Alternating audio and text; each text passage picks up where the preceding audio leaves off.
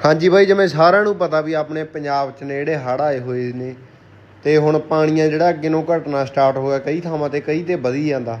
ਆ ਦੇਹਰਾਦੂਨ ਦੀ ਵੀਡੀਓ ਆ ਗਈ, ਉੱਥੇ ਜਿਹੜਾ ਬੱਦਲ ਪਾਟ ਗਿਆ, ਉੱਥੇ ਬੱਦਲ ਪਾਟਣ ਦੇ ਨਾਲ ਤੁਸੀਂ ਪਾਣੀ ਦੇਖ ਲਓ ਵੀ ਕਿੰਨਾ ਕਿੰਨਾ ਪਾਣੀ ਆ ਗਿਆ। ਬਹੁਤ ਨੇ ਜਿਹੜੇ ਉੱਥੇ ਵੀ ਘਰ ਨੇ ਜਿਹੜੇ ਬਾਹਲੇ ਘਰ ਤਬਾਹ ਹੋ ਗਏ। ਇਹ ਵੀਡੀਓ ਜਿਹੜੀ ਜ਼ਰੂਰ ਸ਼ੇਅਰ ਕਰ ਦਿਓ ਤਾਂ ਕਿ ਉਹਨਾਂ ਦੀ ਕੋਈ ਮਦਦ ਆ ਜਿਹੜੀ ਕੀਤੀ ਜਾ ਸਕੇ। ਇਹ ਵੀਡੀਓ ਜਿਹੜੀ ਦੇਹਰਾਦੂਨ ਦੀ ਵੀਡੀਓ, ਉੱਥੇ ਤਬਾਹੀ ਮਚਾ ਰੱਖੀ ਆ ਪਾਣੀ ਨੇ। ਤੁਸੀਂ ਚੈੱਕ ਕਰੋ ਵੀ ਕਿੰਨਾ ਤੇਜ਼ ਪਾਣੀ ਆ ਜਿਹੜਾ ਚੱਲ ਰਿਹਾ।